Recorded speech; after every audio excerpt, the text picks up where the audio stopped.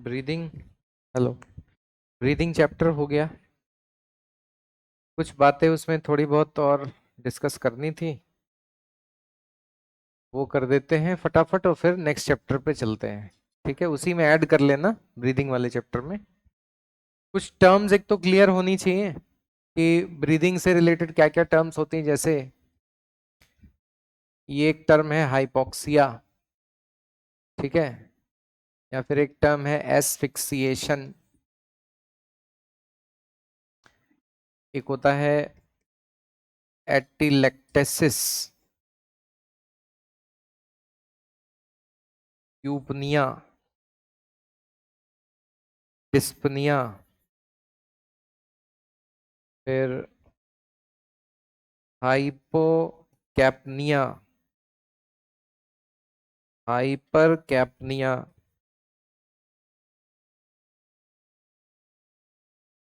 Pneumothorax and हीमोथोरैक्स। इसके अलावा हमें कुछ डिसऑर्डर और पता होने चाहिए, जैसे ब्रोंकाइटिस, जैसे न्यूमोनिया, जैसे सीओपीडी या फिर सार्स।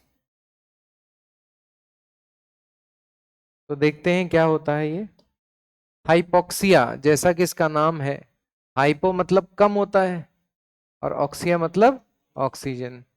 तो O2 बॉडी में हो गया है कम, तो बॉडी टिश्यूज को कम ऑक्सीजन मिला है। एस्फिक्सिएशन का मतलब होता है दम घुटना, यानी जो हवा हम इनहेल कर रहे हैं हो सकता है उसमें कार्बन मोनोऑक्साइड का अमाउंट ज्यादा हो, तो उसकी वजह से हमको सफोकेशन हो जाए। एटिलेक्टेसिस का मतलब होता है कोलैप्स ऑफ लंग एल्वोलाई। जब लंग एल्वोलाई कोलैप्स हो जाएंगे तो उसके लिए वर्ड यूज होता है एटिलेक्टेसिस। यूपनिया का मतलब होता है नॉर्मल ब्रीदिंग।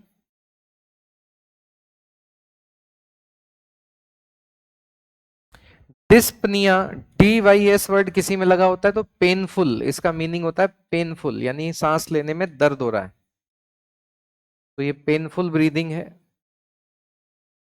हाइपो, हाइपो मतलब होता है कम, और यहाँ कैप्निया, पनिया मतलब एयर है, और का मतलब ये कार्बन डाइऑक्साइड के लिए होता है, और हाइपो मतलब कम। तो यहाँ पर बॉडी में आपके CO2 अगर कम हो जाए तो उसको हाइपोकैप्निया कह देंगे, और CO2 अगर बहुत ज्यादा हो जाए तो हाइपरकैप्निया है। न्यूमोथोरैक्स, न्यूमा मतलब भी होता है एयर, और थोरैक्स मतलब समझ गए ये वाली कैविटी, थोरेसिक कैविटी। तो यहाँ पर क्या हो जाएगा, एयर आ चुकी है, एयर इन थोरेसिक कैविटी। होना चाहिए था फेफड़े के अंदर, हवा निकल गई फेफड़े से बाहर, और बाहर आके कहाँ आ गई, थोरेसिक कैविटी में। ठीक है, यानी प्लूरा वगैरह जो स्पेस है उसमें घुस गई हवा। हीमोथोरैक्स, हीमो मतलब ब्लड होता है, तो जहां हवा घुस गई वहां यहाँ ब्लड आ गया, तो blood in thoracic cavity is called as haemothorax. ठीक है, तो ये कुछ टर्म्स हैं जो आपको पता होनी चाहिए। अब जैसे ये लंग्स हैं और उसके बाहर ये प्लूरा है, ये प्लूरा की कैविटी हो गई, और बाकी ये सब रिब्स वगैरह हैं, और ये पूरा ऐसे बंद रहता है। ऊपर चेम्बर होता है, नीचे डायफ्राम है, पीछे रीढ़ की हड्डी है ना। तो हवा कहाँ होनी चाहिए, हवा होनी चाहिए यहाँ पर, यहाँ लंग एल्वलाई होंगे छोटे छोटे, हवा यहाँ होनी चाहिए। लेकिन अगर हवा यहाँ घुस आई, यानी एल्वलाई कहीं से रप्चर हुआ होगा, चोट लगी होगी, दुर्घटना हुई होगी, किसी का एक्सीडेंट हुआ, ठीक है, गाड़ी चला रहे थे, स्टेयरिंग स्टेयरिंग पूरा इसी पे आ गया, है ना, तो यहाँ कंप्रेशन हो गया, अंदर फट गई है कुछ एल्वलाई, तो एयर कहाँ आ गई, ये कौन सी कैविटी है, प्लूरल कैविटी। अगर प्लूरल कैविटी में एयर आ गई या ब्लड आ गया, तो ये दबाव किधर बनाएगा, इसी दिशा में तो बनाएगा, एल्वोलाई के ऊपर ही तो दबाव पड़ेगा। तो क्या सांस खींच पाएंगे, नहीं खींच पाएंगे, तो सांस लेने की दिक्कत होगी। अगर इस जगह फ्लूइड आ गया, ब्लड आ गया, या इसमें एयर घुस आई, तो किसके ऊपर दबाव बनेगा, लंग्स के ऊपर, तो हवा को खींच नहीं पाएंगे। और दर्द होगा इसमें, ठीक है, फेंट हो जाएगा, बेहोश हो जाएगा। समझ गए कि नहीं?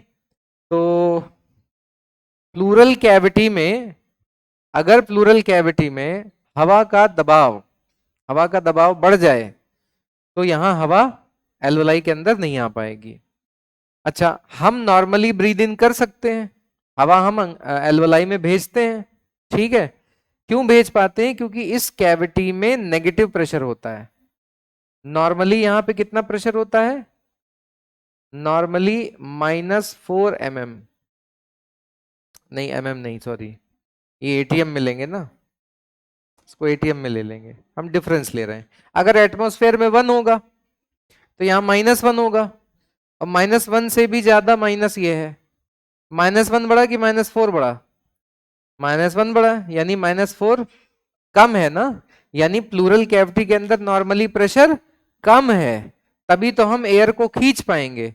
अगर यहां हम इस प्रेशर को पॉजिटिव कर दें तो किधर दबाव बनेगा? अंदर की तरफ दबाव बनेगा। यहां नेगेटिव प्रेशर रहेगा तो ये बाहर की तरफ दबाव बनाएगा, तो एल्वोलाई खींच पाएगा। समझ में आ रहा है कुछ कि नहीं? और अगर ये प्लस हो गया, अभी तो मैं माइनस कर दे रहा हूं इसको, नॉर्मली कैसा होगा? माइनस। एक लाइन लिखो, हिंदी में लिखो जो कह रहे हैं, लिखो प्लूरल कैविटी के अंदर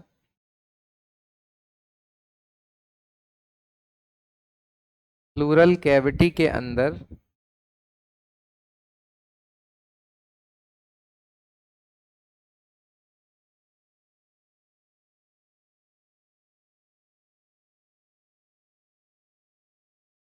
प्रेशर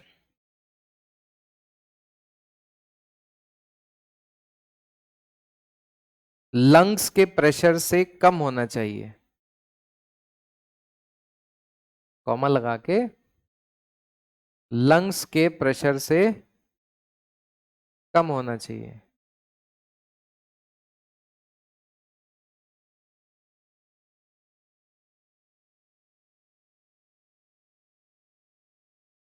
तभी इन्हेलेशन पॉसिबल होगा, तभी इन्हेलेशन पॉसिबल होगा।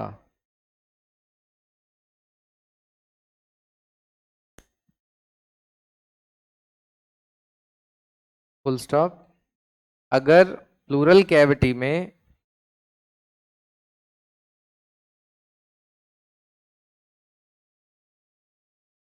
अगर प्लूरल कैविटी में पॉजिटिव प्रेशर हो जाए,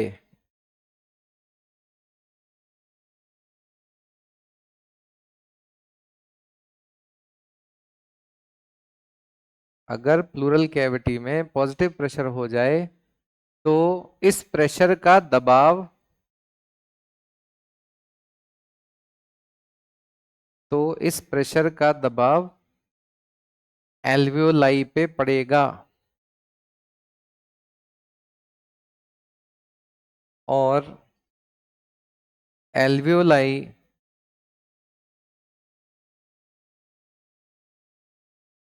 फूल नहीं पाएंगे, मतलब इन्फ्लेट नहीं पाएंगे, इन्फ्लेट नहीं हो पाएंगे, फूल नहीं पाएंगे, फूल फूल, फूल गुब्बारा फूल, वही वाला फूल।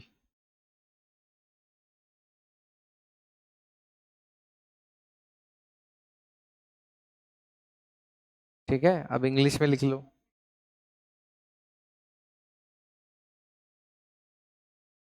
Plural pressure, pleural pressure should be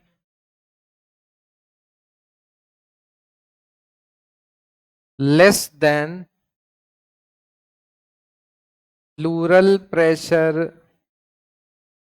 should be less than intrapulmonary pressure,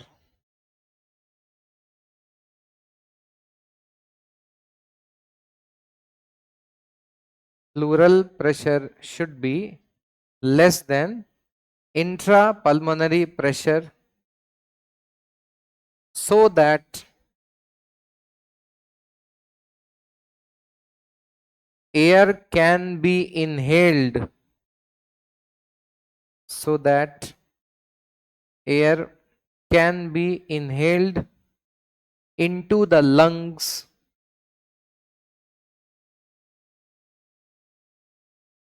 by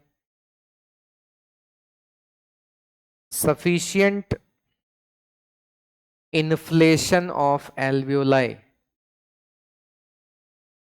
By sufficient inflation of alveoli.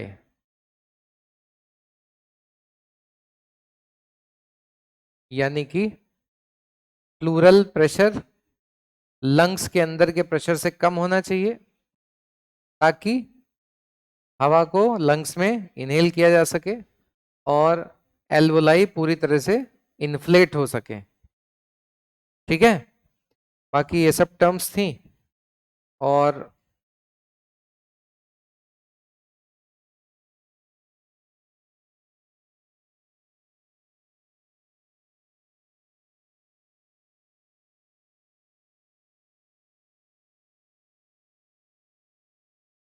किसी भी कंडीशन में हो, लेकिन बस ये है, जैसे मैं नॉर्मली खड़ा हूं या मैं बैठा हूं या लेटा हूं, इसमें किसी भी परिस्थिति में मुझे ब्रीदिंग लेने में दर्द हो रहा है तो मैं उसको डिस्पनिया कह देता हूं। ठीक है, और अगर कोई दर्द नहीं है तो वो यूपनिया है। अब उसमें एक और टर्म होता है ऑर्थोपनिया। ऑर्थोपनिया में क्या होता है कि बैठे बैठे जो है दर्द होता है, बैठ के सांस लेने में दर्द होता है, लिटा दो तो ठीक हो जाता है। ठीक है, और डिस्पनिया लेटे में भी हो रहा है, बैठे में भी हो रहा है, कुछ इस तरीके का डिफरेंस होता है वहां पर। ठीक, तो फिलहाल ये जो वर्ड है डिस, इसका मीनिंग क्या निकलता है? पेनफुल। ठीक है, डिफरेंस है डिस्पनिया ऑर्थोपनिया में, लेकिन उतना हमें जाने की जरूरत नहीं है। हाइपोक्सिया समझ गए क्या है? ऑक्सीजन की कमी है बॉडी टिश्यू में। एस्फिक्सिएशन क्या है? सफोकेशन, दम घुटता है। एटिलेक्टेसिस क्या है? Collapse of lung alveoli. ठीक है, क्या इसकी और इसकी वजह से ये हो सकता है कि नहीं हो सकता? एल्वोलाई कोलैप्स हो जाएगा भाई, अगर हवा गलत जगह भर गई तो दबाव बना देगी एल्वोलाई पे, तो कोलैप्स हो जाएंगे, है ना। यूपनिया क्या है? नॉर्मल ब्रीदिंग है। और डिस्पनिया क्या है? पेनफुल ब्रीदिंग है। हाइपोकैप्निया, हाइपो मतलब कम, CO2 कम है, और हाइपर कैप्निया में CO2 ज्यादा है। ठीक है, अब ये कुछ बीमारियां और हैं, जैसे नाम पढ़ो भैया, ब्रोंकाइटिस, इसका क्या मीनिंग है? इन्फ्लेमेशन इन ब्रोंकाई या ब्रोंक्यूल्स। तो ये तो अस्थमा में भी होता था, तो ये फिर कैसे अलग है? इन्फ्लेमेशन ऑफ ब्रोंकाई, तो यहाँ कारण है इन्फेक्शन। ठीक है, अस्थमा में इन्फेक्शन नहीं हो रहा था, वो एलर्जी थी। अस्थमा क्या था? एलर्जी। निमोनिया क्या है? निमोनिया भी एक इन्फेक्शन है।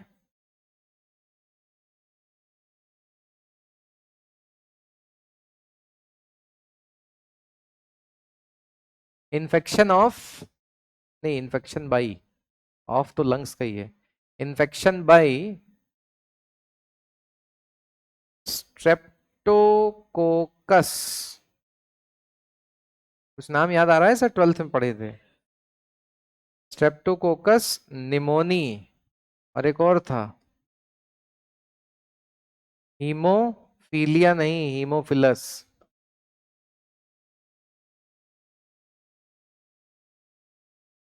ठीक है, बाकी ये सीओपीडी क्या है? तो सीओपीडी होता है क्रॉनिक ऑब्स्ट्रक्टिव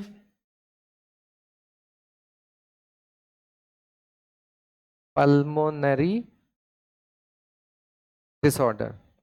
ऐसा कोई भी डिसऑर्डर जिसके कारण से लंग्स के अंदर हवा का आना जाना बाधित हो जाए। ऑब्स्ट्रक्शन मतलब क्या होता है?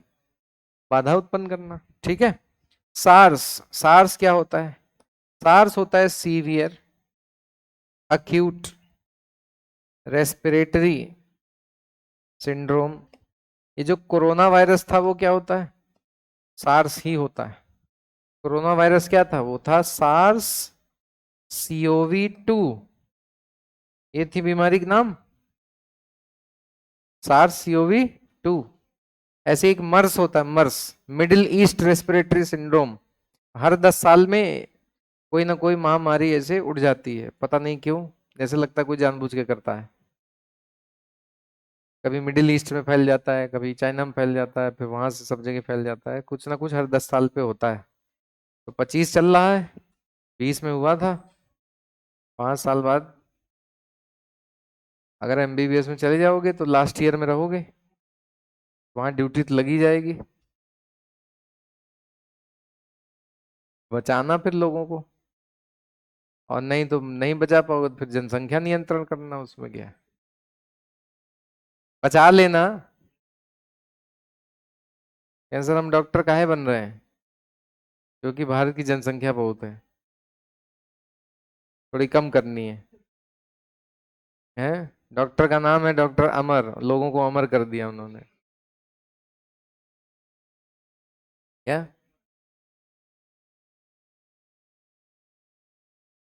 ठीक भैया। एक चीज और है। क्या सर, एक एक करके इतना बता डाले? अरे एक चीज और, एक चीज और। ऐसे एक तो फोटो पड़े थे यार, का एक फोटो था ये? अरे मटका जैसा क्या पड़े थे यहाँ पे? एल्वोलाई ही तो पड़े थे। यहाँ चपटे सेल होते हैं ना एल्वोलाई में। उस समय तो मैंने सारे ही सेल्स कैसे बनाए थे, चपटे। लेकिन अभी देखो यहाँ पर थोड़ा सा अलग मामला चल रहा है। अभी ये सेल्स कैसे बना दिए मैंने? ये रेक्टेंगल है, क्यूब लाइक है, बोलो यार। कैसी बातें करते हो यार तुम लोग? ये वाली सेल्स,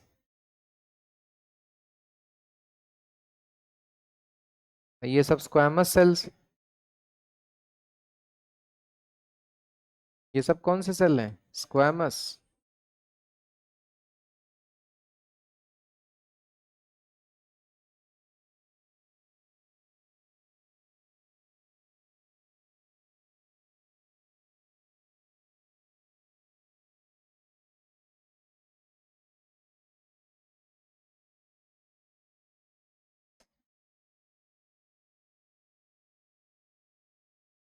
तो बेटा लंग्स में जो सेल्स होते हैं ना,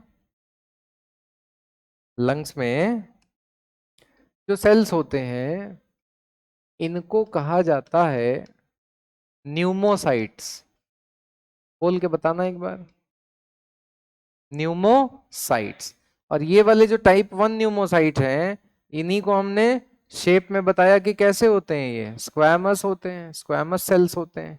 और मेजोरिटी यही होते हैं, 95% तो यही होते हैं। ठीक है।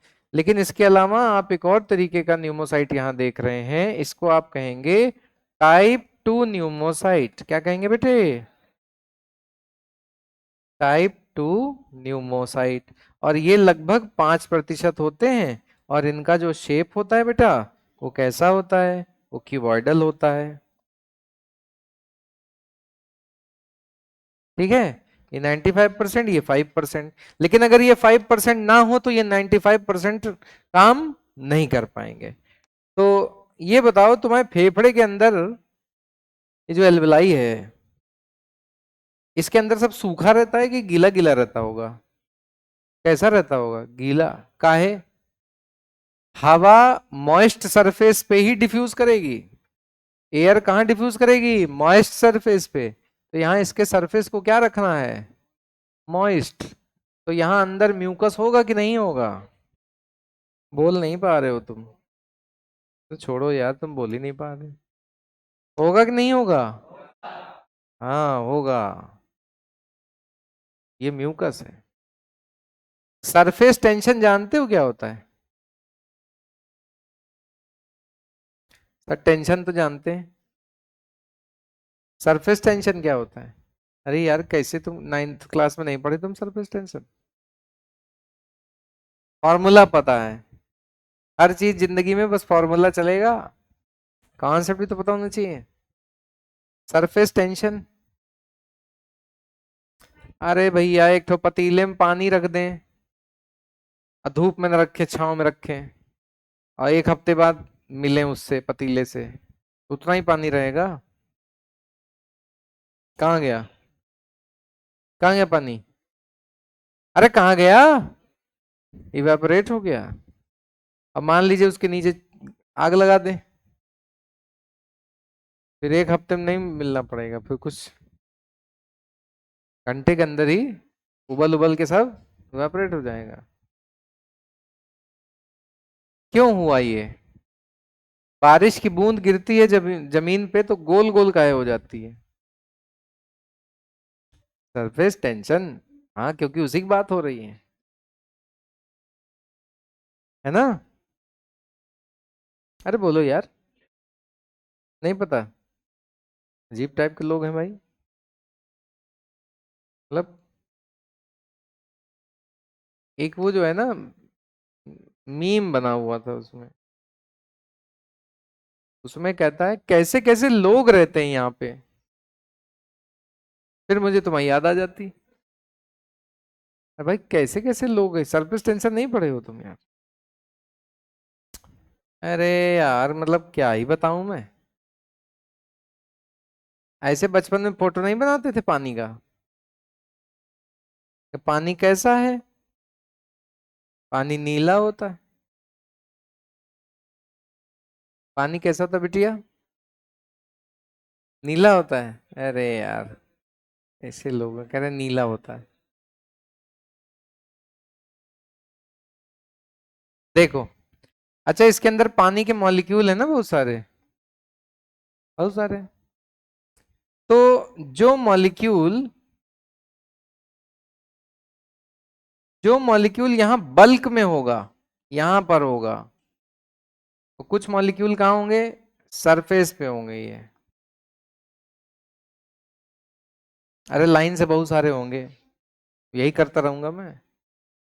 जो बल्क में होगा इसके ऊपर इस डायरेक्शन में भी फोर्स लग रहा होगा, इधर भी लग रहा होगा, इधर भी लग रहा होगा, इधर भी लग रहा होगा, है ना?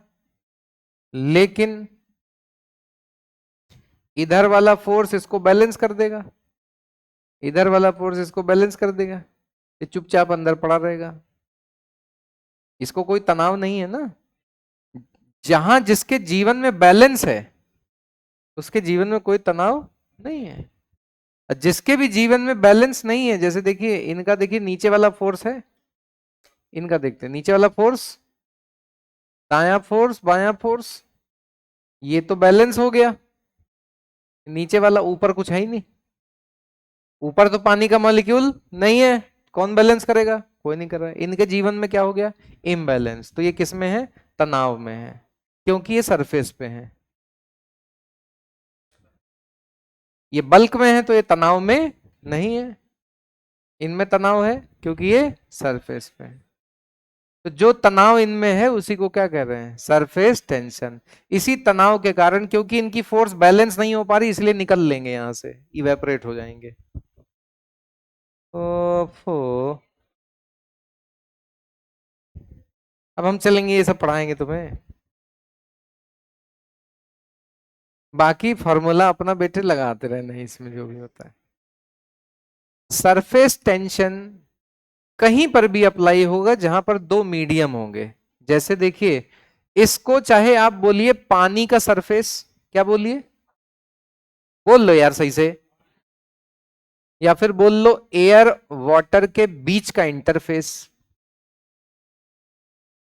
ऐसे मोटिवेशनल वीडियो नहीं देखे कि पानी में, मतलब गिलास में आधा पानी है तो इसका क्या मतलब है? कह रहे हैं आधा गिलास खाली है, कह रहे तुम नेगेटिव माइंडसेट के हो। कह रहे हैं आधा भरा है, कह तुम भी नेगेटिव माइंडसेट के हो। कह नहीं, आधा पानी से भरा है आधा हवा से भरा है, कह तुम पॉजिटिव माइंडसेट के हो।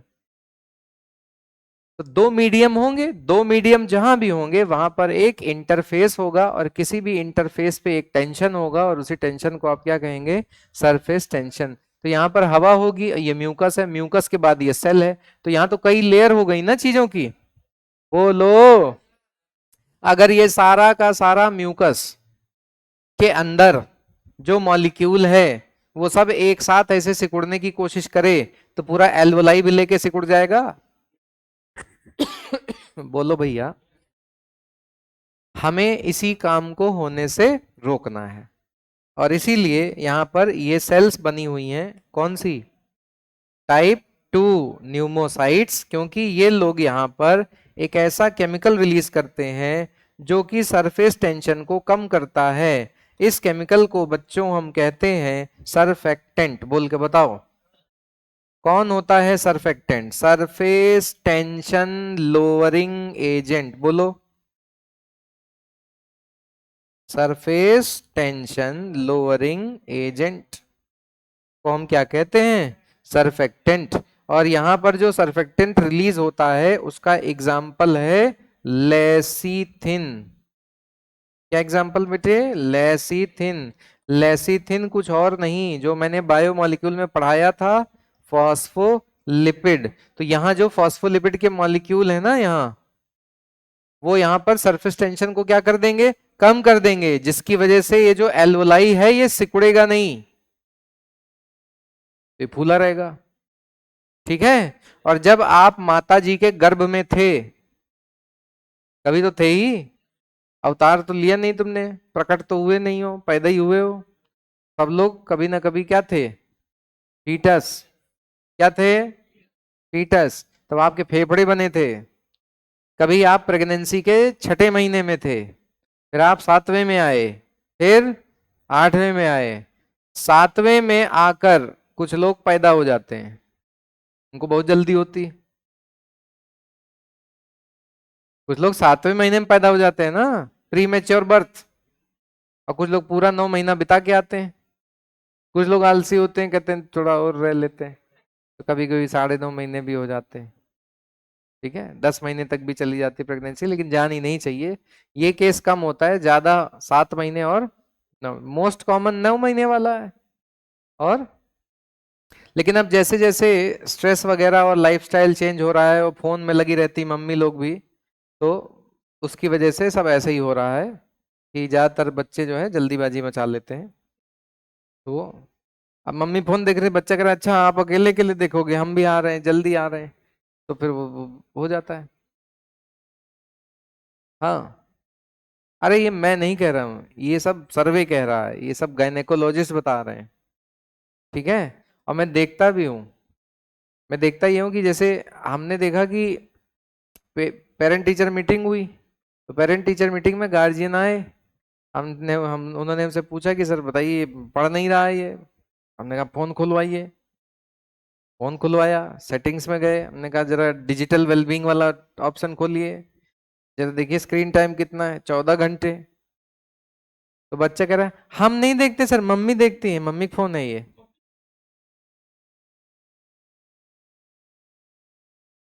आप बताइए। तो जब घर घर में 5 लोग हैं, 4 लोग हैं, सबके पास अपना अपना फोन है, और आप देखिए सब अपनी मुंडी घुसेड़े फोन में बैठे रहते हैं। घर में सब वहीं ड्राइंग रूम में बैठे रहेंगे, कोई एक दूसरे से बात नहीं कर रहा है, सब फोन में लगे हुए हैं। और उसी में कोई एडोलेसेंट है तो उन लोग को आजकल जो है 12, 13, 14 साल की उम्र में उनको अलग कमरा चाहिए होता है। They want a personal space. है। हमारे टाइम में पर्सनल स्पेस क्या, उसी एक कमरे में सब पूरा खानदान रह रहा है, उसी मेहमान भी आके रह ले रहा है, सब उसी में जा रहा है। इधर सर है ना, स्पेस चाहिए। ऐसे लोगों को स्पेस में भेज देना चाहिए। लो स्पेस खुला एकदम छोड़ दिया तुमको। है। ये सब समस्याएं हैं बेटे। अब देखिए यहाँ पर देखिए क्या समस्या है। ये जो मैंने बताया ना कि सतमासा बच्चा पैदा हो जा रहा है, अगर 7वें महीने में पैदा हो गया तो उसके सर्वाइवल के चांसेस ठीक होते हैं, लेकिन अगर छठे महीने में पैदा हो गया तो वो फिर अपने आप से ब्रीद नहीं कर पाएगा, उसको असिस्टेड ब्रीदिंग देनी पड़ेगी, और फिर बहुत सारी और भी कॉम्प्लिकेशन होती हैं। अब ऐसा क्यों हुआ कि 7वें महीने में पैदा हुआ तो ठीक ठाक ब्रीद कर ले रहा है? क्योंकि 7वें महीने में ही ये सही मात्रा में बन पाता है, इससे पहले ये हमारे लंग्स में नहीं बन पाता। समझे कि नहीं? हाँ, अगर किसी बच्चे में ये लेसिथिन या सरफेक्टेंट सही मात्रा में नहीं बना तो वो जब पैदा होगा तो वो सांस नहीं ले पाएगा। आपने मूवीज में देखा होगा, कोई डिलीवरी का सीन दिखाएंगे तो डॉक्टर साहब बच्चे को बाहर निकालते हैं, उल्टा टांगते हैं, पीछे दो लगाते हैं और उसको रुलाते हैं, नहीं तो चुटकी काट कर रुलाते हैं, है ना? जब बच्चा दुनिया में आता है वो रोता है और फिर सब लोग हंसते हैं, और फिर वही बच्चा जब दुनिया से जाता है बड़ा होके, ऑफ कोर्स, है ना, तो फिर बाकी लोग रोते हैं। लेकिन उसके लिए कुछ कर्म ऐसे करने चाहिए कि बाकी लोग रोएं। मान लो कर्म ही ऐसे कि अच्छा हुआ गया तो फिर क्या ही किया। क्यों भैया अजीत कुमार, सही कह रहा हूं कि नहीं? अच्छा, बातें देखो, जब तक पढ़ाते रहो ना तब तक सांप सूंघा रहता है, और ये सब बातें करने लगो तो देखो कि आ हा आनंद आ रहा है। क्या बात है, बहुत मजा आ रहा है सर आपकी क्लास में। लेकिन बस पढ़ाइए मत। ये किस लिए पढ़ाए समझे? किस लिए? अब मान लीजिए माता जी बेहोश थी डिलीवरी के टाइम, बच्चा हो गया, फिर जब उनको होश आया तो डॉक्टर ने कहा कि आपका बच्चा मृत पैदा हुआ है। लेकिन माता जी पूरी तरह से बेहोश नहीं थी, माँ की ममता है, थोड़ी तो जगा के रख सकती है। तो माता जी ने सोचा यार ये कुछ गड़बड़ चल रहा है मामला। तो माता जी ने कहा कि हम इसकी जांच करवाएंगे। तो अब क्या जांच होगी? बच्चे का जो शरीर होगा उसको पानी में डाला जाएगा। अगर वो डूब गया तो इसका मतलब उस बच्चे ने एक बार भी सांस नहीं ली थी, तो मृत पैदा हुआ। और अगर एक बच्चे ने पैदा होने के साथ एक बार भी सांस ले ली तो उसके फेफड़े में रेसिडुअल वॉल्यूम आ गया और वो बाहर निकल सकता नहीं। पहली सांस में बन गया रेसिडुअल वॉल्यूम, अब उसके बाद वो कभी बाहर आएगा नहीं। तो जब बच्चे की बॉडी पानी में डाली जाएगी तो डूबेगी नहीं। ये एक तरीका हो गया ये जानने का कि बच्चा जब पैदा हुआ था तो उसने ब्रेथ लिया था या नहीं लिया था। ठीक है? तुम क्या भैया मूंछों को ताव दे रहे हो? हैं, पहले आ तो जान दो पूरी।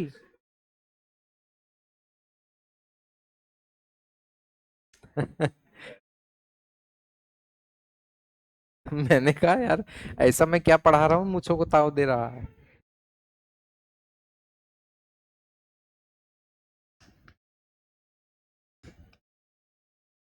सो इन 7th month of pregnancy,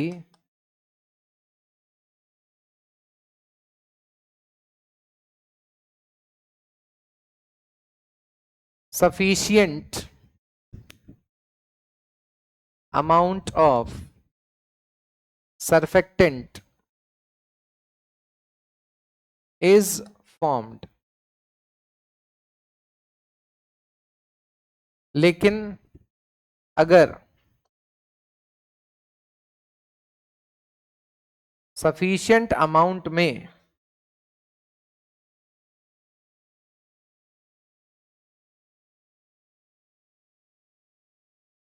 नहीं बनाइए, if sufficient amount of surfactant is not formed,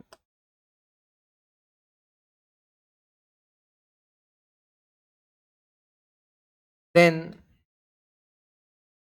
the baby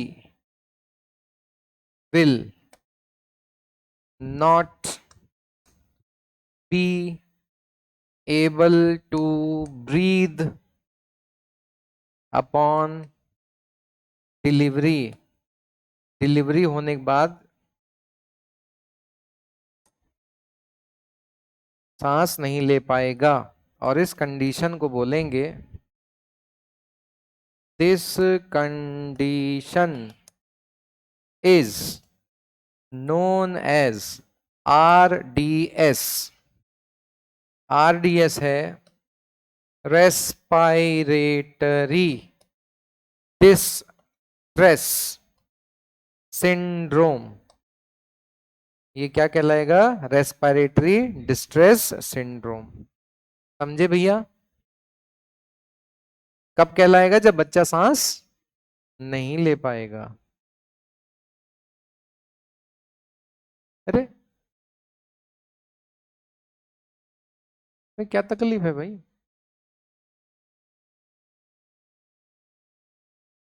छोड़ो, रहने दो, मैं क्यों रिस्क लूं फालतू।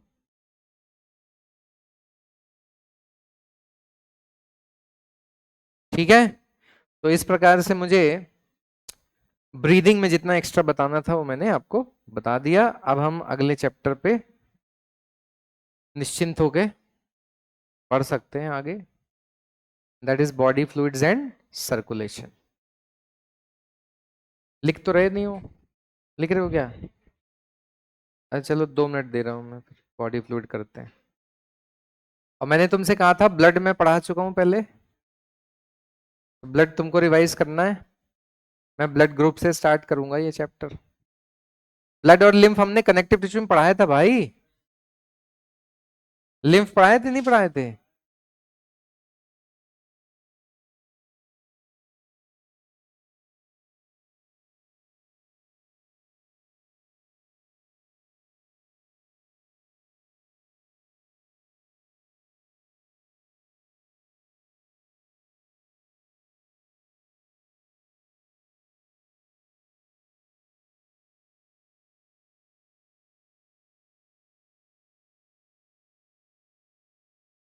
तो भैया तुम कहाँ काम करते थे मैं?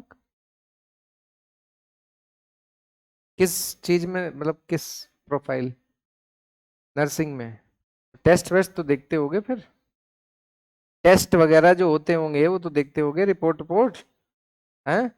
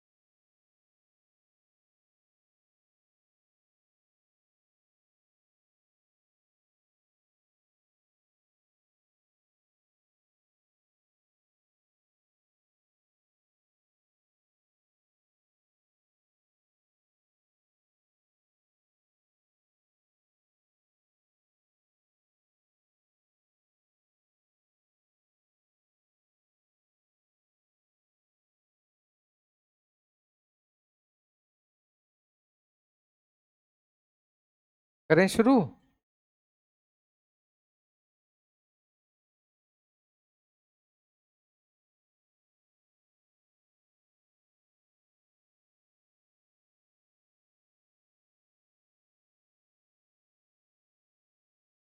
सो ह्यूमन सर्कुलेटरी सिस्टम में हम क्या क्या कंपोनेंट्स पढ़ते हैं?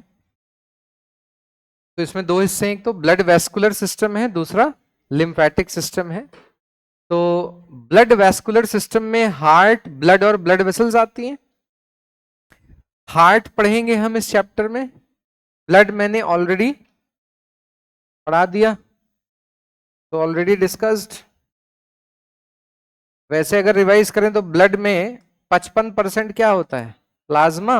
और 45% क्या होते हैं? Formed elements. और फॉर्म्ड एलिमेंट्स में आरबीसी, डब्ल्यूबीसी और प्लेटलेट्स होते हैं। 5 से 5.5 मिलियन पर क्यूबिक एमएम ऑफ ब्लड ये होता है। 6 से 8 हजार ये होते हैं। 1.5 लाख से 3.5 लाख ये होते हैं पर क्यूबिक एमएम में।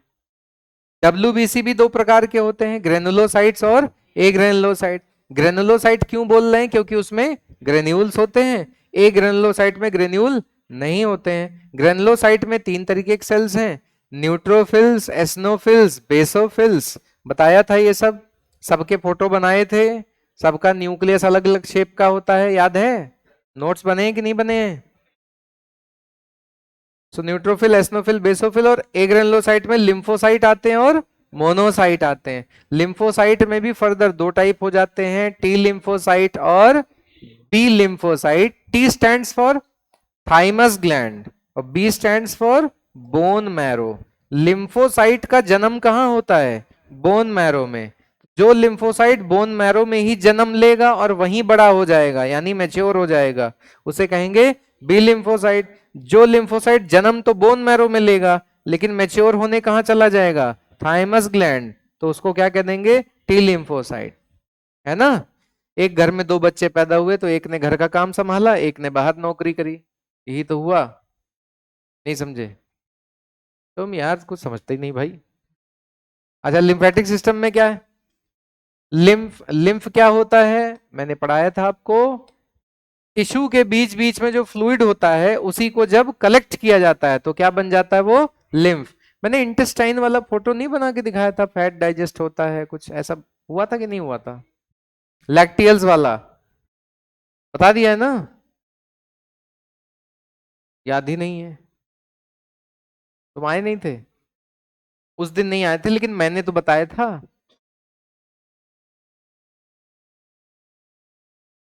हम देख ले रहे हैं ऐप पे।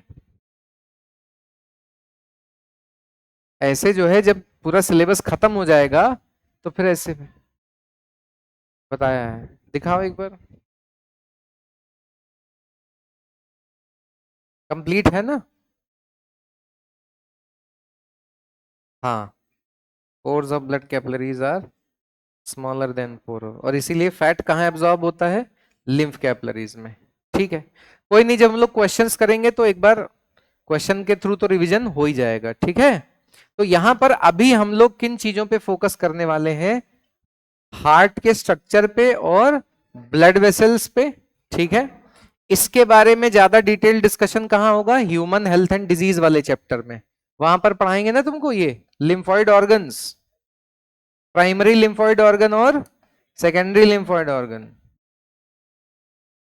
चलो अच्छा, मैं कर दूंगा डिस्कस। बाकी ब्लड तो याद है, पूरा ना पढ़ाया था? ठीक है, तो अब देखिए ब्लड वाले में, ब्लड वाले पोर्शन में हम लोग सीधे पहले क्या डिस्कस करने वाले हैं? Blood groups. ठीक है, क्या डिस्कस करेंगे? Blood group.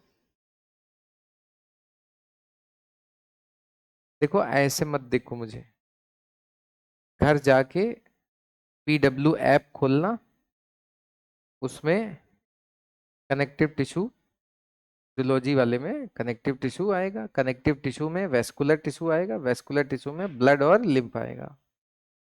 उसमें भी मैं ही हूं जो पढ़ा रहा था। एक बार उसको रिवाइज कर लीजिएगा। ठीक है, सोते समय रील और शॉर्ट देखने के बजाय कोई वीडियो ऐसे लेट के देख लो आराम से, क्या दिक्कत है? रिवाइज करना है तो काहे लेट के देखो, बैठ के देखो, उठ के सही से नोट्स खोल के आराम फरमाएंगे। गणेश जी, क्या कर रहे हो तुम आजकल? हैं? आजकल बीमार हो? ले, गणेश जी बीमार हो जाएंगे फिर क्या होगा? 2 महीने से बीमार हो? बड़ी दिक्कत की बात है, ज्यादा मोदक खा लिए थे क्या? चलो ठीक है, तो ब्लड ग्रुप्स जो होते हैं बेटा, ये कई तरीके के होते हैं, बट हमको मेनली दो तरीके के सिस्टम पढ़ने हैं। आप लोग को अपना ब्लड ग्रुप मालूम है? हाँ, हाँ, एक दिन चर्चा हुई थी क्लास में ब्लड ग्रुप की, याद आ गया मुझे। याददाश्त मेरी ठीक है इस मामले में। तो तुम लोगों में से कुछ को नहीं है पता था अपना ब्लड ग्रुप, अभी भी नहीं पता होगा, पता किए ही नहीं होगे। मतलब ही नहीं है, क्या करना ब्लड ग्रुप पता करके? क्योंकि हम तो किसी का भी खून चूस सकते हैं, तो हमें क्या ही जरूरत अपना पता करने की? किसको किसको पता है प्रॉपरली अपना ब्लड ग्रुप? अच्छा, ब्लड ग्रुप और क्या, जायदाद थोड़ी पूछ रहे हैं कितनी है। आप बताओ तुम्हारा क्या है? ओ पॉजिटिव है सच में? ऐसे ही कुछ लोग पता लगे ओ पॉजिटिव कर करके खून दे दें सब निपट जाए, पता लगा निकला था A B positive. O positive तुम्हारा क्या है? बी पॉजिटिव, हमेशा यू शुड बी पॉजिटिव। तुम्हारा क्या है? उठा लो बेटे, झोला है।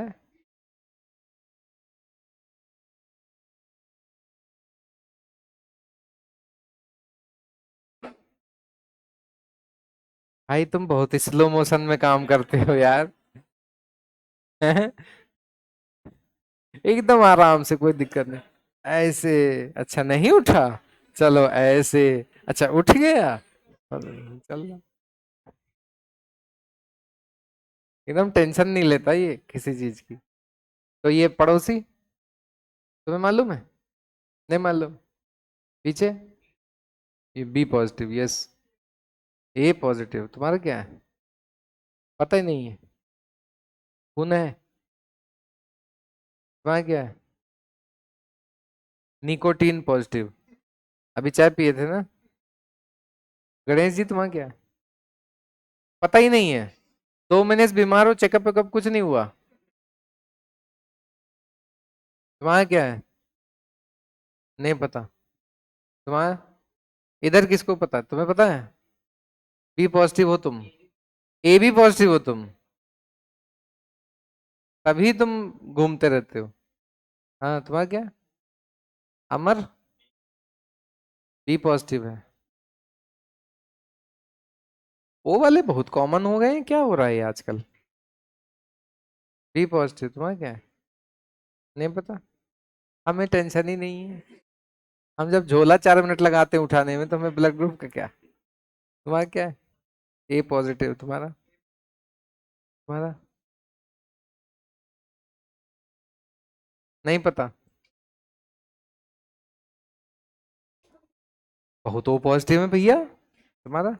ओ पॉजिटिव तुम्हारा, ओ पॉजिटिव क्या? पता ही नहीं, पता नहीं पॉजिटिव।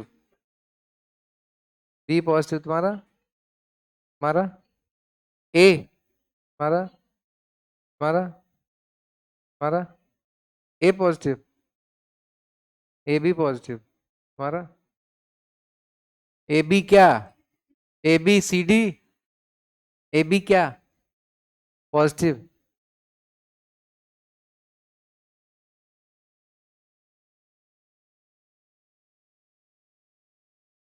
है? नहीं पता? अरे वाह, कितनी खुशी से बताए। चेक ही नहीं कराया।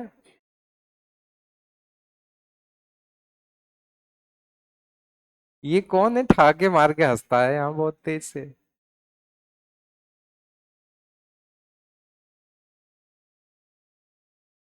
क्या बात है। तो कितने लोगों ने जो ब्लड ग्रुप बताया उनके ब्लड ग्रुप में पॉजिटिव था? Raise your hand.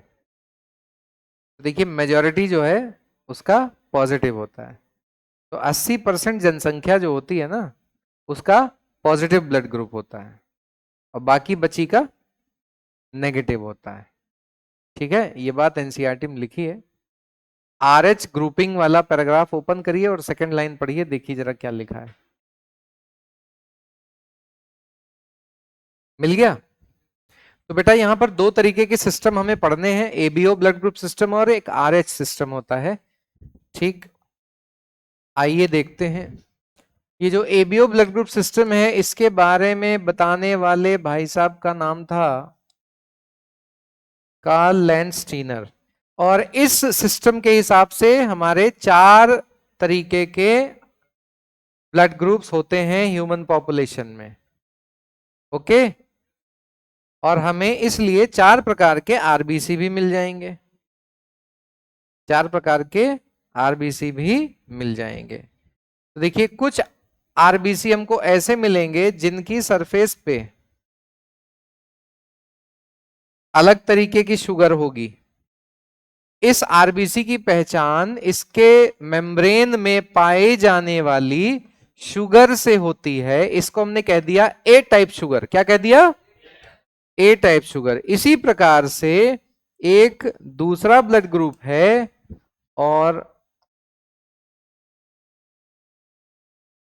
इस आरबीसी की सरफेस पे जो शुगर है वो बी टाइप शुगर है। कैसी शुगर बेटा? B type. तो ये अलग हो गया। और एक ऐसा भी प्राणी हो सकता है जिसके आरबीसी पे ए टाइप शुगर भी है और बी टाइप शुगर भी है। समझ गए होगे ये कौन है? यस। तो ये वाले भाई साहब हो गए ए ब्लड ग्रुप के, ये वाले हो गए बी ब्लड ग्रुप के, ये हो गए ए बी के। और इनके पास ना तो नो ए शुगर और नो बी शुगर, तो this is O blood group.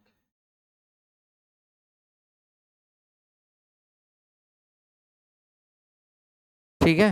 तो इस प्रकार से 4 तरीके के ब्लड ग्रुप बन जाएंगे। अब याद रखिएगा कि ये जो ए टाइप की शुगर है, अगर मेरा ब्लड ग्रुप ए पॉजिटिव है तो मेरे आरबीसी की पहचान किसकी वजह से हुई? इस शुगर की वजह से। जिसकी वजह से पहचान हो जाए वो एंटीजन कहलाता है। क्या कहलाता है? एंटीजन। मेरी पहचान किसकी वजह से हुई? मेरा ब्लड ग्रुप कैसे पहचाना गया? ए टाइप शुगर से। जिनका जिनका बी पॉजिटिव था उनका कैसे पहचाना गया? ठीक है। तो यानी ए या बी अगर है तो हम उसे क्या कह देंगे? एंटीजन। तो एंटीजन हमेशा किसकी सरफेस पे होगा? आरबीसी की सरफेस पे होगा। तो जिसका ब्लड ग्रुप ए है उसके पास एंटीजन ए है, जिसका ब्लड ग्रुप बी है उसके पास एंटीजन बी है, जिसका ए बी है उसके पास ए एंटीजन भी है, बी एंटीजन भी है, और जिसका ओ है उसके पास कोई एंटीजन नहीं है। अब बात करते हैं एंटीबॉडीज की। एंटीबॉडीज क्या होते हैं? हमारे ब्लड में बनने वाले प्रोटीन्स होते हैं, ग्लाइकोप्रोटीन्स होते हैं। क्या होते हैं? तो अगर मेरा ब्लड ग्रुप ए है तो मेरे पास एंटीजन तो कौन सा है? A antigen. लेकिन मेरे पास एंटीबॉडी कौन सी है?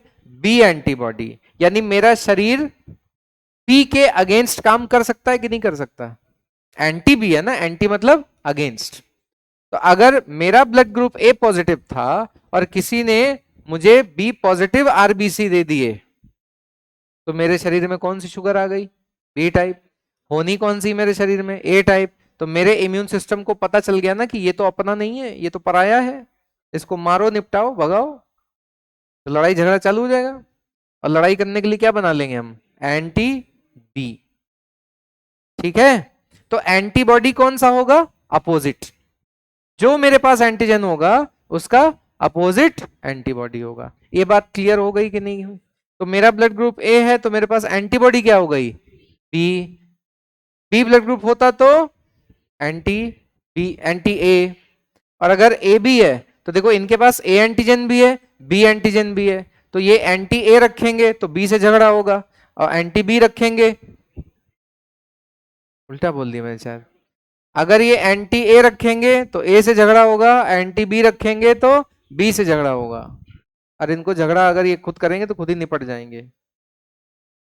समझे Mayank? A B positive.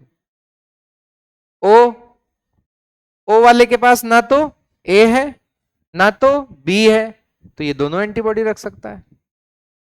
Yes और नो? ये दोनों एंटीबॉडी रख सकता है, इसमें झगड़ा नहीं होगा।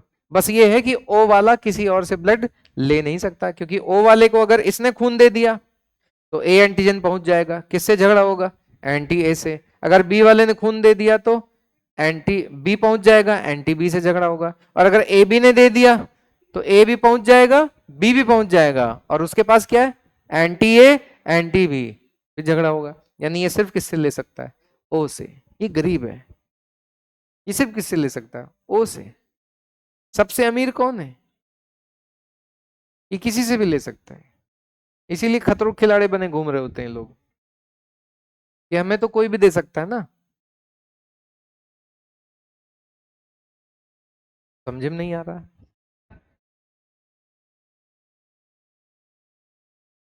चलो भैया, फिर और क्या, आ गया तो अच्छी बात है।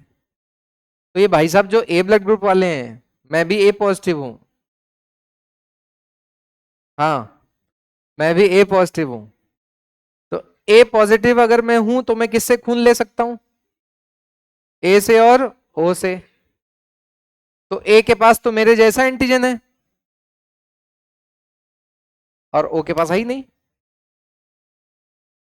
इसका मतलब अगर मुझे खून लेना है किसी से तो दो बातें लागू होंगी, या तो सेम एंटीजन हो या फिर ना हो, या तो सेम एंटीजन हो या फिर एंटीजन ही ना हो।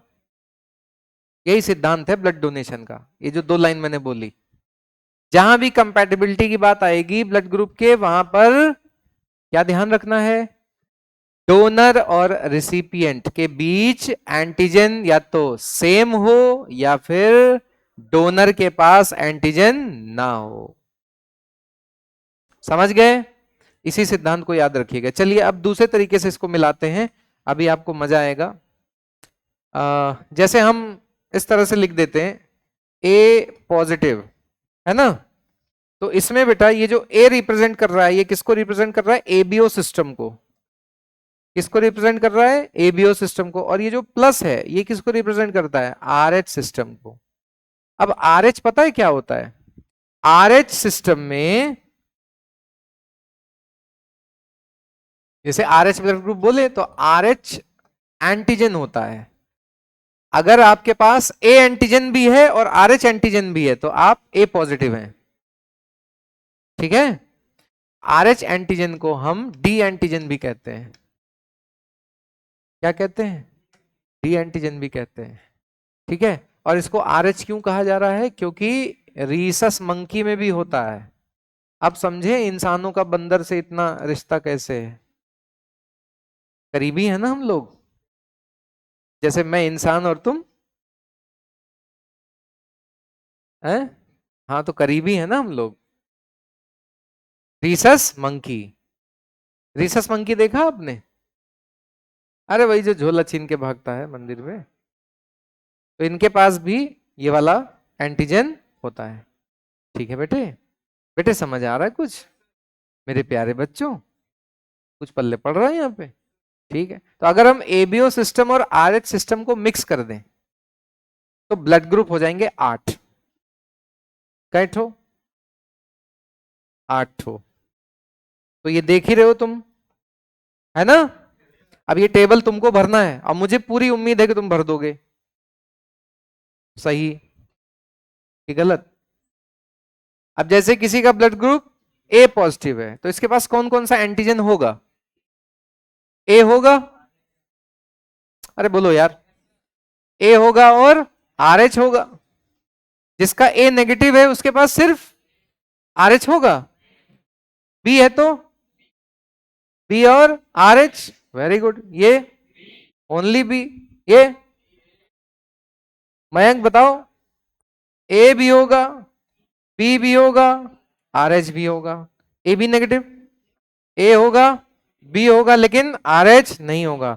ओ पॉजिटिव, ए होगा, ए होगा नहीं होगा, बी होगा, सिर्फ क्या होगा, आरएच होगा, और ये कुछ नहीं होगा, गरीब, कुछ नहीं उसके पास। एंटीबॉडी, अगर ए पॉजिटिव है तो एंटीबॉडी कौन सा रखेगा, एंटीजन ए है, क्या रखेगा, एंटी बी।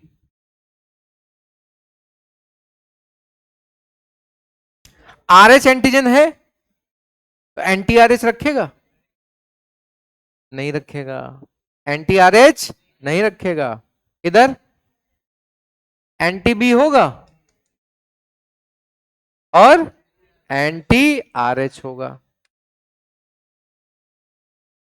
जो एंटीजन है उसके अगेंस्ट एंटीबॉडी नहीं रखनी, बाकी सबके लिए रख सकते हैं। इधर पैटर्न पकड़ो, पैटर्न तो पकड़ लेते हो तुम।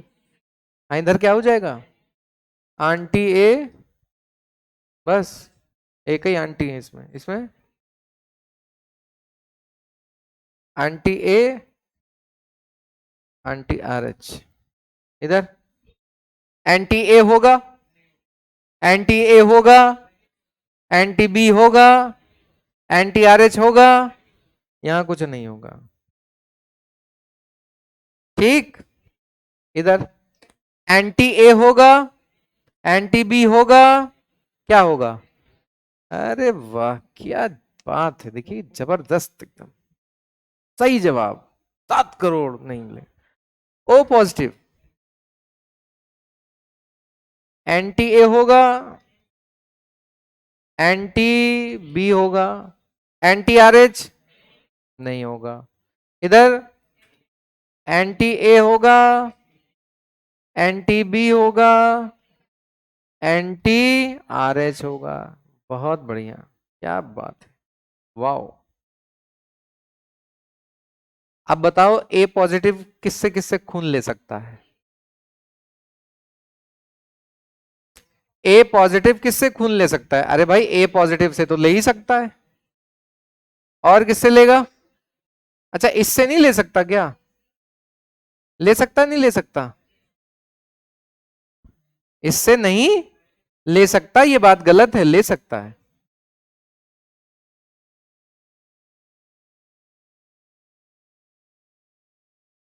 अबे एंटीजन देखो खाली,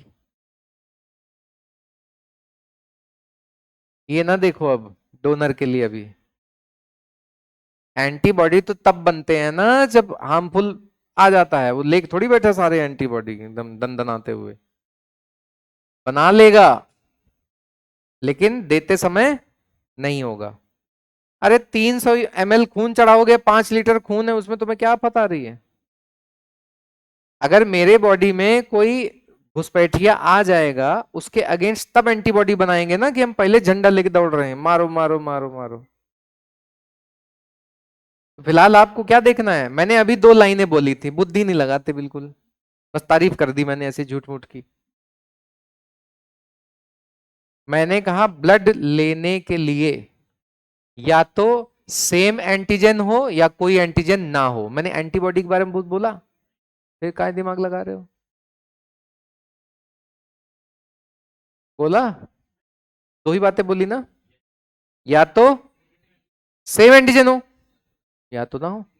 अच्छा देखो, सेम एंटीजन है, बोलो, सेम एंटीजन है, सेम एंटीजन है, नो एंटीजन है, आरएच के रेस्पेक्ट में नो एंटीजन, लागू नहीं हुई बात। ओ है, नो ए, नो बी, तो नो एंटीजन, और प्लस प्लस सेम एंटीजन। नहीं लगी बुद्धि? अभी बताओ, no A, no B, no R H, यानी नो एंटीजन। लागू हुआ कि नहीं हुआ? हुआ कि नहीं हुआ? ब्लड लेने के लिए क्या ध्यान देना है? या तो एंटीजन सेम हो या एंटीजन ना हो, चाहे ए के रेस्पेक्ट में, चाहे बी के रेस्पेक्ट में, चाहे आरएच के रेस्पेक्ट में। रेस्पेक्ट करना बहुत जरूरी है। ठीक बेटे, अब ए माइनस के लिए बताइए, ए पॉजिटिव से ले लेगा? अच्छा मान लो हम लिख दे रहे हैं, तो ये सही हुआ गलत हुआ? देखिए ए ए तो सेम एंटीजन हो गया, लेकिन देखो वहां आर एच नहीं है और यहां तुमने आर एच दे दिया। अब जब आर एच जाएगा तो एंटीबॉडी बनवाएगा, फिर झगड़ा होगा। नहीं समझे बात? समझ गया ना? तो यहां ए पॉजिटिव नहीं दे सकते, क्या देंगे? ए नेगेटिव।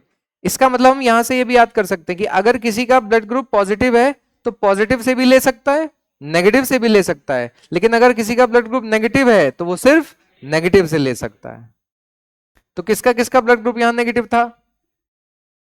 नहीं था तो, तुम्हारा था ना? नेगेटिव है ही नहीं किसी का। अच्छा बाकियों को पता ही नहीं है ना, तो ए नेगेटिव ले लेगा, ओ नेगेटिव ले लेगा। अब बताओ बी पॉजिटिव किससे लेगा? बी पॉजिटिव से लेगा। अरे पकड़ लिए पैटर्न भैया, ये देखो, पकड़ लिए पैटर्न। अब कहन रहा ये पॉजिटिव, तो यहू है बी पॉजिटिव, ये एकदम सेम टू सेम है जाएगो। अब बी नेगेटिव है तो है, ये देखो पकड़ लिया पैटर्न, कहीं इधर ए नेगेटिव हो नेगेटिव, बी नेगेटिव हो, है ना? हाँ इसका बताना, सबसे सब लिख दो आप। A positive, A negative, B positive, B negative, A B positive, A B negative, O positive, O negative. भैया मयंक तुम क्या कर रहे हो? इतने तरीके के लोगों से खून ले लेते हो तुम, हैं? इसीलिए नर्सिंग कर रहे थे?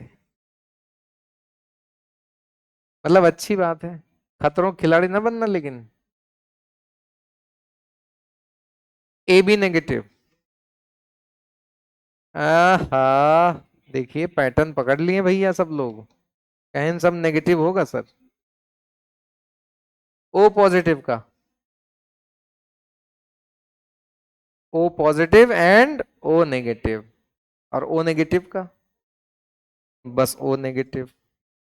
ये बेचारा बदकिस्मत इंसान, ये खुद ही से ले सकता है, खुद ही को दे सकता नहीं, दे तो सबको सकता है, खुद ही से ले सकता है बस। तो ये हो गया यूनिवर्सल डोनर। क्या हो गया भैया ये? Universal donor. आइए चुनौती लाल, ये क्या हो गए? Universal acceptor.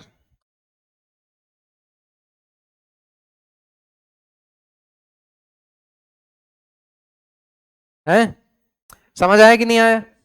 मैंने आपको क्या सिद्धांत बताया डोनर के लिए? या तो सेम एंटीजन या नो एंटीजन। इन बातों से नहीं घबराइएगा कि एंटीबॉडी कौन सी है, क्योंकि एंटीबॉडी की कंसंट्रेशन बहुत कम होती है और उससे कोई खास नुकसान नहीं होगा फर्स्ट एक्सपोजर में। ओके। लेकिन जब गलत आरबीसी मेरे शरीर में आ जाएगा तो मेरी बॉडी ने इतनी एंटीबॉडीज बना लेनी है कि अगर फिर दोबारा आया तो बहुत तेजी में रिएक्शन हो जाएगा, तब नुकसान की बात होगी। समझे कि नहीं समझे? और 5 लीटर में आप एक आध यूनिट देते हैं, 2 यूनिट देते हैं, चढ़ाते हैं धीरे धीरे, ठीक है। और ऐसा नहीं होता कि बस लिए खून और चढ़ा दिए। अब तो खून को क्या किया जाता है, अलग अलग कंपोनेंट्स में। तुम पता होगा तुम्हें क्या करते हैं, उसको कंपोनेंट ही अलग कर दिए जाते हैं। ब्लड की कॉम्पोजिशन के हिसाब से अलग अलग चीजें, प्लेटलेट अलग चढ़ा दिया जाता है ना, प्लाज्मा अलग चढ़ जाता है, ये डब्ल्यूबीसी, एल्बुमिन भी अलग चढ़ जाता है, इवन ब्लड का प्रोटीन तक अलग चढ़ जाता है। एल्बुमिन किसको चढ़ता है? किडनी पेशेंट को चढ़ता है। ठीक है, समझ में आया नहीं आया? चलिए ठीक है। अब देखिए यहां पर एक केस है आरएच इनकम्पैटिबिलिटी का। RH incompatibility. तो देखो जैसे भारत में आपको पता है ना कि घरों में जैसे बुजुर्ग होते हैं, दादा दादी नाना नानी, तो वो लोग घर के उन बच्चों पर एक बहुत बड़ा दबाव बनाते हैं भारतीय समाज में, जहां पर बच्चे 21-22 साल के हो चुके होते हैं। तो बुजुर्ग जो होते हैं वो एक दबाव बनाते हैं कि बस अब यमराज हमको लेने आ ही रहे हैं, तो इसकी शादी कर दो। क्या कर दो? शादी। है ना? बहुत एकदम दुखद मामला रहता है, एकदम दुखी होके बोलती हैं दादी की भैया कर दो, अब क्या भरोसा, 2 पल के मेहमान हैं। है ना? तो उस चक्कर में क्या हुआ, कर दी, हो गई। अब क्या हुआ, तुम्हारी हो चुकी क्या? तुम्हारे साथ ऐसा है? देखिए मन में लड्डू दोनों फूट रहा है। ऐसा है ना बेटे, जब तक नहीं हो रही है तभी तक जीवन सुखी है, तो जी लो, ज्यादा अच्छा रहेगा। ठीक है। देखिए भारतीय संविधान के अंदर एक आर्टिकल है फंडामेंटल राइट का, जीने के अधिकार का। इस धरती पे कोई प्राणी जिसने जन्म लिया है उसको आजादी से जीने का अधिकार है, लेकिन ये प्राणी सारे पागल हैं। एक समय के बाद ये अपनी आजादी खुद तौबा कर लेते हैं उससे।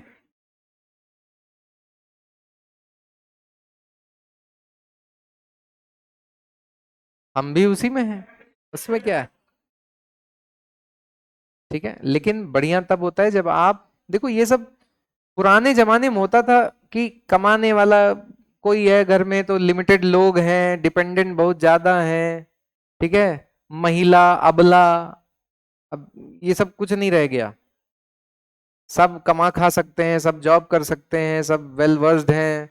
बेटी बचाओ बेटी पढ़ाओ, लड़कों को घर से भगाओ, सारा पूरा अभियान चल रहा है, कोई दिक्कत वाली बात नहीं है ना।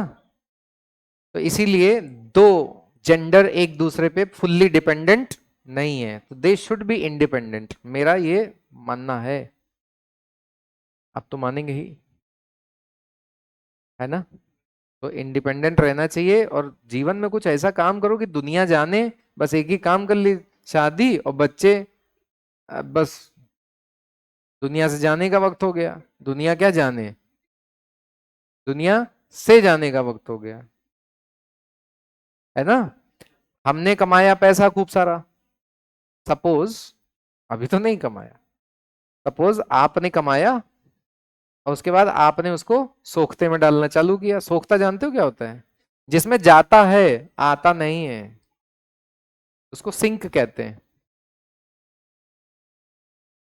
उसको क्या कहते हैं, सिंक। सिंक में हर चीज क्या होती है, डूबती है। ये बढ़िया, दोनों लोग इंडिपेंडेंट हैं तो अपना आ रहा पैसा रुक भी रहा है, उसको आप अलग अलग चीजों में इन्वेस्ट कर सकते हैं, बहुत बड़ी एक लेगेसी बना सकते हैं। यस और नो। लेकिन वही है, अब चलो छोड़ो, खैर। तो यहाँ दादी बदमाशी कर रही, तो दादी ने कहा कि शादी करा दो।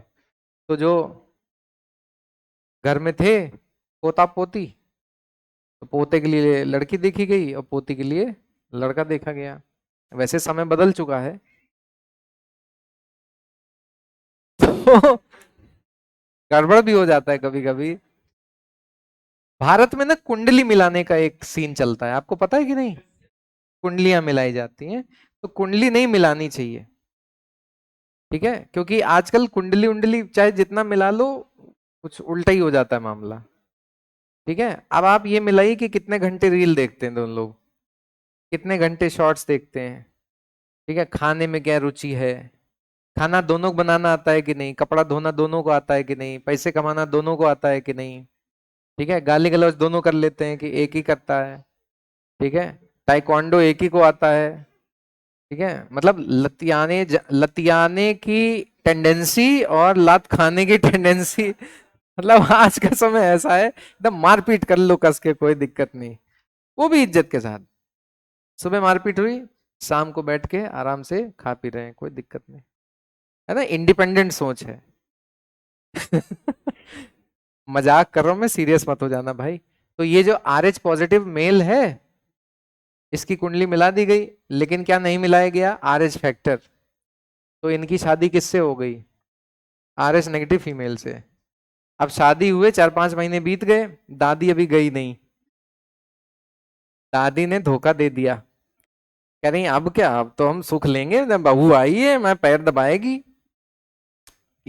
भारतीय समाज में ऐसी बातें होती हैं, डिनाई मत करना, ऐसे होता है घर में। जो बूढ़े बुजुर्ग हैं वो पुराने ख्याल वाले, बाद में पता लगा गला दबा दिया हो सकता है। तो खैर, अब दादी दूसरी बदमाशी कर रही, कह रही देखो भैया, ये भी कमाने चला जाता है, वो भी कमाने चली जाती है, हम घर में अकेले पड़े रहते हैं, हमें खिलौना दे दो। तो अब ये दोनों लोग भैया, अब देखो, सारी चीजें हंसी में ना उड़ा दो, ठीक है। तो इन दोनों ने, एक तो पता है ये बड़े आज्ञाकारी लोग हैं ये दोनों, दादी ने कहा शादी कर लो, इन्होंने कर लिया। फिर दादी ने कहा फैमिली प्लानिंग कर लो, इन्होंने वो भी कर लिया। तो now they have planned their first offspring. ठीक है, मान लीजिए कि ये जो फीमेल है उसको प्रेगनेंसी हो गई। अब ये बताओ, ये जो फर्स्ट ऑफस्प्रिंग है, कितना परसेंट चांस है कि ये RH पॉजिटिव हो जाए और RH नेगेटिव हो जाए? 50-50। RH पॉजिटिव भी हो सकता है, RH नेगेटिव भी हो सकता है।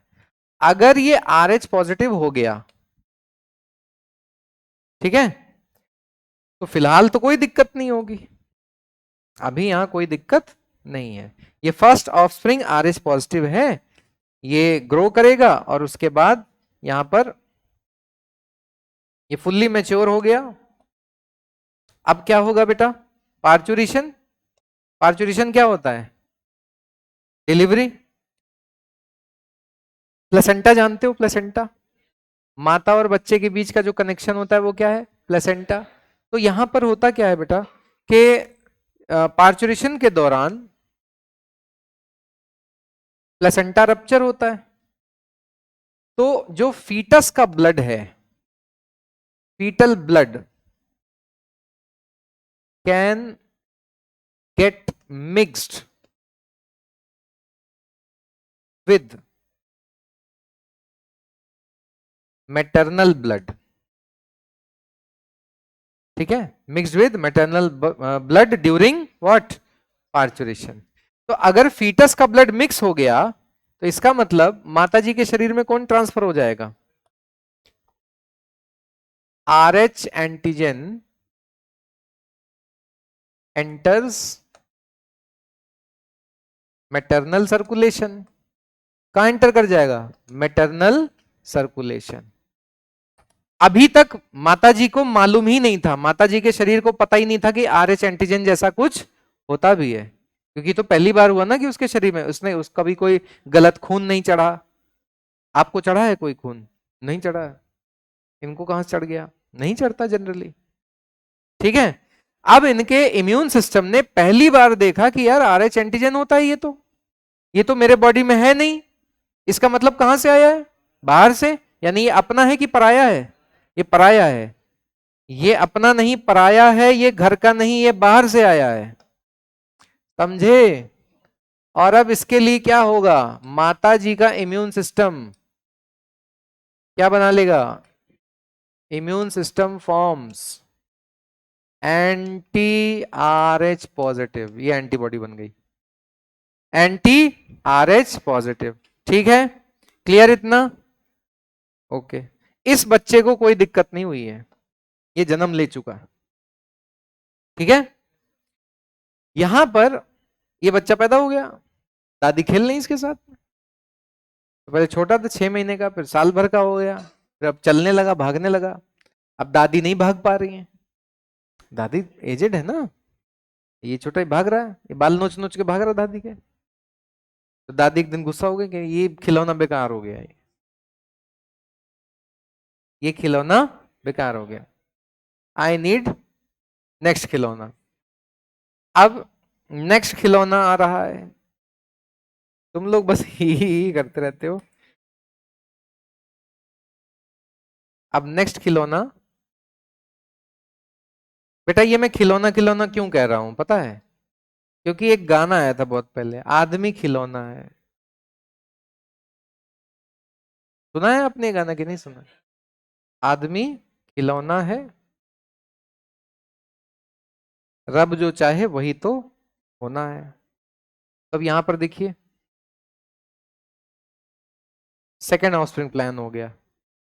अब ये बताओ, क्या इसके भी RH पॉजिटिव होने की संभावना है कि नहीं है? 50%। तो मान लेते हैं ये भी RH पॉजिटिव हो गया। क्या हो गया? ये RH पॉजिटिव। लेकिन देखो, पहली प्रेगनेंसी में जो माताजी थी उनके शरीर में एंटी RH एंटीबॉडीज नहीं थे, यानी माताजी को पता ही नहीं था कि RH पॉजिटिव कुछ होता है। लेकिन अब माताजी जानती हैं, माताजी का इम्यून सिस्टम जानता है कि RH एंटीजन के अगेंस्ट कैसे लड़ाई लड़नी है। अब आपको एक बात यहां पर याद करनी पड़ेगी, अगर मदर के बॉडी में एंटीबॉडीज हैं, मदर के ब्लड में एंटीबॉडीज हैं, तो वो प्लेसेंटा को क्रॉस करके बच्चे में जा सकते हैं, ठीक है। एंटीबॉडीज क्या है? प्रोटीन। क्या है? तो माता जी के खून से बच्चे को प्रोटीन तो मिलता ही है, उसी में साथ साथ क्या चला गया, एंटीबॉडी। क्या चला गया, एंटीबॉडी। तो यहां पर हम ये कहेंगे, ये जो एंटी आरएच पॉजिटिव एंटीबॉडीज हैं, इस एरो पे लिखना है, ठीक है। एंटीबॉडीज क्रॉस प्लेसेंटा, किसको क्रॉस कर लिया, प्लेसेंटा, यानी किसके शरीर में आ गए, सेकेंड ऑफस्प्रिंग के। और अब यहां पर मामला हो जाएगा गड़बड़, क्यों, क्योंकि इसके पास क्या है, आरएच एंटीजन, अब माताजी ने क्या भेज दिया, एंटी आरएच, और दोनों के बीच क्या हो जाएगा, झगड़ा।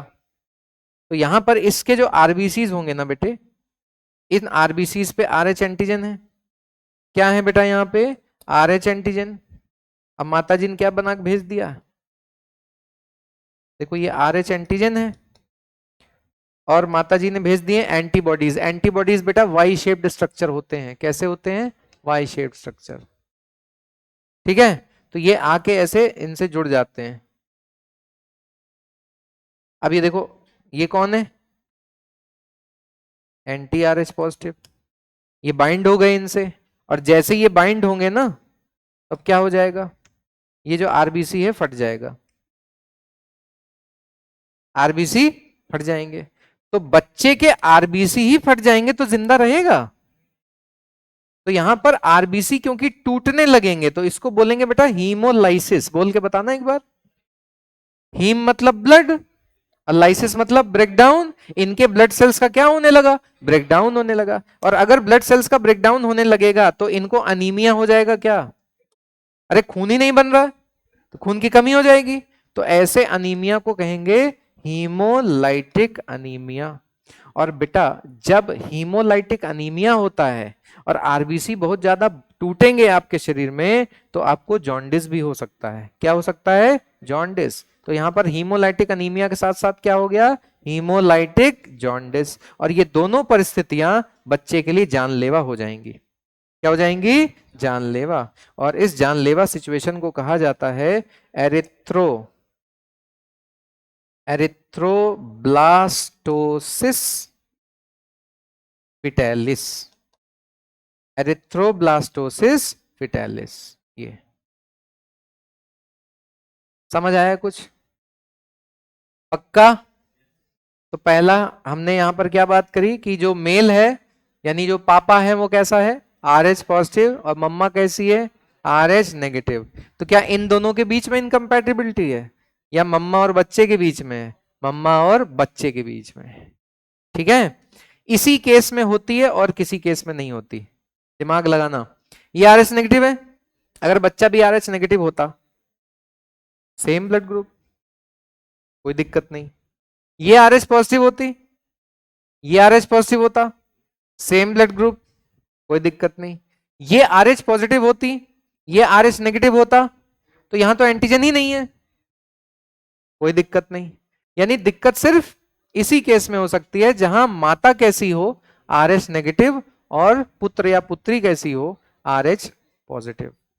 लेकिन इनको नहीं दिक्कत हुई, पहले ऑफस्प्रिंग को दिक्कत नहीं हुई, किसको हुई, सेकंड या सबसीक्वेंट। अब पुराने जमाने में ना लोगों को ये बात पता नहीं थी, जहां घर पे डिलीवरी करा देती थी वो दाई, तो नाल काट दिया, अब उन्हें तो नहीं पता ना।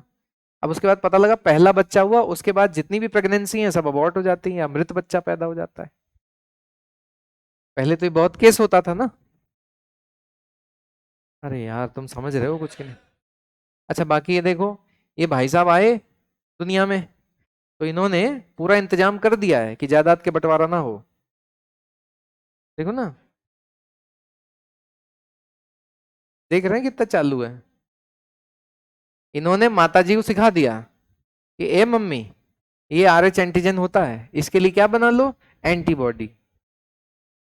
और आगे फिर कोई आर एच पॉजिटिव नहीं आ पा रहा है, ठीक है। लेकिन आर एच नेगेटिव आ सकता है, और क्योंकि आप लोग डॉक्टर बनेंगे तो आप लोग तो इस केस को जानते ही हैं, तो आप लोग बचा लेंगे, है ना। अब कैसे बचाएंगे, क्या तरीका बचाने का, रेमेडी क्या है, जल्दी से बताओ। बनी बनाई एंटीबॉडी दे देनी है, ठीक है।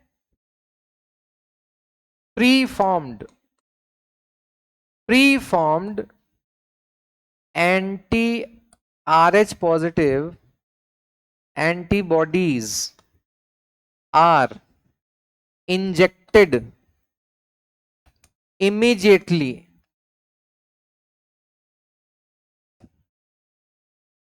after first delivery. पहले नहीं कर देना, नहीं पहला वाला भी निपट जाएगा,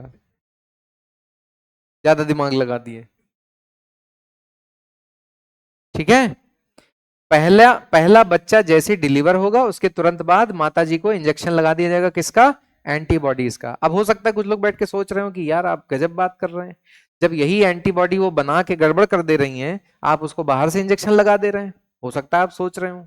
देखिए सिंपल सी बात यह है, वहां माताजी ने खुद एंटीबॉडीज बनाए और यहां हमने बाहर से दे दिए। ठीक है, अगर मैं तुम्हें पढ़ाता रहूं और तुम कभी खुद से ना पढ़ो तो कभी कुछ सीख पाओगे? बोलो। ड्राइविंग सीट पे बैठना है तभी गाड़ी चलाना आएगा। तो यहां वही काम करना है। हमने यहां माताजी के हाथ से स्टेयरिंग ले ली, भाई बनी बनाई एंटीबॉडी हमने डाल दी बाहर से, जो एंटीजन गए थे उसको इसने क्या कर दिया? न्यूट्रलाइज कर दिया। यानी माताजी का इम्यून सिस्टम समझ ही नहीं पाया, सीख ही नहीं पाया, एंटीबॉडी बनाना ही नहीं सीखा।